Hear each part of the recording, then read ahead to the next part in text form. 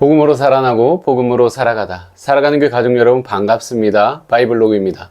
애굽의 총리 앞에서 기근을 피해 곡식을 사러 온 가나안 사람 10명이 엎드려 있습니다. 먼 길을 걸어서 애굽까지 내려왔는데 그들 앞에 앉아있는 사람이 누구인지는 전혀 알지 못해요. 애굽의 건세자로 보이는 그 사람이 오래전 자신들이 구덩이에 던지고 노예로 팔아넘겼던 동생 요셉이라는 사실을 꿈에도 알지 못하는 것이죠. 근데 요셉은 그들을 알아봅니다. 그리고 그 순간 오래전 하나님께서 꿈으로 보여주셨던 그 일이 떠올라요. 형들의 곡식단이 자신의 곡식단을 향해서 절하던 그 꿈이 긴 세월을 지나서 이제 현실이 되기 시작한 것입니다. 하나님의 오랜 섭리로 언약 가문을 보존하시고 죄로 깨어진 관계를 회복의 길로 이끌어 가시는 장면을 함께 살펴보겠습니다. 오늘 함께 살펴볼 말씀은 창세기 42장 1절부터 17절까지의 말씀입니다. 가나안 땅에도 기근이 심해졌습니다. 야곱은 애굽에 곡식이 있다는 소식을 듣고 아들들에게 말합니다. 너희는 왜 바라보고만 있냐? 애굽으로 내려가서 곡식을 사와라. 그래야 우리가 죽지 않고 살지. 야곱은 10명의 아들을 애굽으로 보내지만 막내 베냐민은 함께 보내지 않습니다. 야곱은 베냐민에게 재난이 미칠까봐 두려워했던 것이죠. 이미 요셉을 잃었다고 생각하는 야곱에게 베냐민은요, 결코 쉽게 떠나보낼 수 없는 아들이었습니다. 그렇게 10명의 형들이 애굽에 도착했고요. 그들은 곡식을 사기 위해서 애굽의 총리 앞에 나아가 얼굴을 땅에 대고 절합니다. 그런데 그 총리가 누구라고요? 바로 요셉이죠. 형들은 요셉을 알아보지 못했지만 요셉은 그들을 알아보았어요. 그리고 앞서 말했듯이 요셉은 그들에 대하여 꾼 꿈을 기억합니다. 오래전 형들이 비웃고 거절했던 그 꿈이 하나님의 때에 성취되기 시작한 것이죠. 긴 세월과 인간의 악함도 결코 하나님의 뜻을 무너뜨릴 수가 없었습니다. 하나님은 요셉의 고난과 형들의 죄악까지도 사용하셔서 그 언약의 가문을 보존하시는 길을 열어가고 계셨습니다. 근데 요셉의 반응이 예상과 조금 달라요. 요셉은 곧바로 자신을 밝히면서 형들을 안아주지 않았고요. 오히려 그들을 모르는 척하고 엄하게 말합니다. 너희는 정탐꾼들이다. 이 나라를 엿보러 왔구나. 형들은 당황하면서 자신들은 정탐꾼이 아니라고 말합니다. 자신들은 한 아버지의 아들이며 막내는 아버지와 함께 있고 또 한 아들은 없어졌다고 말합니다.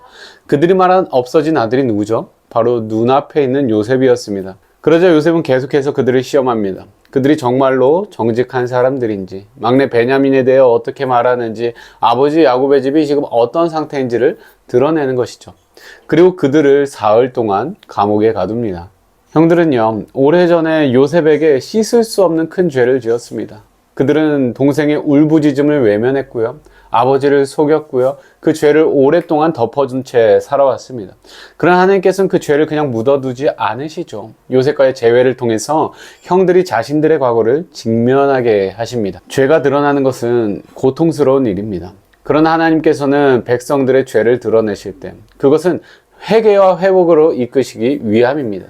하나님은 이 과정을 통해서 언약 가문 안에 깨어진 관계를 다루시고요. 마침내 생명을 보존하시는 길로 이끌어 가시는 것이죠. 사랑하는 성도 여러분, 어제와 같이 오늘 본문은 하나님의 섭리를 바라보게 합니다.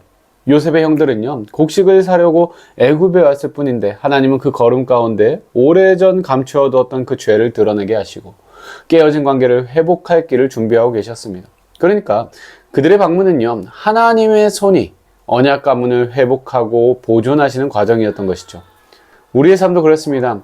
예상하지 못한 수많은 어려움들이 있어요. 그러나 성도는 그 모든 일을 하나님의 섭리 아래서 바라보아야 합니다. 또한 하나님께서는 때때로 여러 상황들을 통해서 우리가 외면해온 죄와 책임들을 바라보게 하십니다. 그때 우리는 무조건 그냥 피하거나 원망하기보다는 하나님 앞에 서서 물어야겠죠. 주님, 제가 정직하게 대면해야 될 죄가 있습니까? 회복해야 될 관계들이 있습니까? 순종해야 할 그 책임들이 있습니까? 하나님께서는 진실한 회개와 회복을 통해서 백성들을 살리십니다. 요셉의 형들이 자신들의 죄를 직면하는 길로 인도함을 받았듯이 하나님께서는 오늘 우리도 진리 앞에 세우시고 은혜 안에서 회복의 길로 인도하십니다. 그리고 이 모든 과정이 하나님의 언약적인 신실하심 안에 있음을 우리는 기억해야겠습니다. 하나님은 아브라함과 이삭과 야곱에게 주신 그 약속을 한시도 잊지 않으셨습니다. 요셉을 애굽에 먼저 보내시고 흉년 속에서 야곱의 집을 보존하시며 죄로 깨진 형제들의 관계까지 다루십니다. 하나님은 이처럼 백성을 결코 버려두지 않으시고요. 섭리로 그들을 지키시며 회복의 길로 이끄십니다. 오늘의 한 문장입니다. 하나님은 섭리 가운데 우리를 회복의 자리로 이끄십니다. 사랑하는 성도 여러분, 오늘 하루 눈앞의 상황만 보고 좌절하거나 원망하지 않으셨으면 좋겠습니다. 요셉의 형들인 애굽의 총리 앞에 선 것은 결코 우연이 아니었어요. 하나님은 기근과 만남과 시험의 여러 과정들을 통해서 언약의 백성들을 다시 회복의 길로 이끌고 계셨습니다. 그렇게 우리도 하나님의 섭리를 신뢰해야만 합니다. 우리의 삶을 인도하시는 주님 앞에 우리가 정직하게 서는 거예요.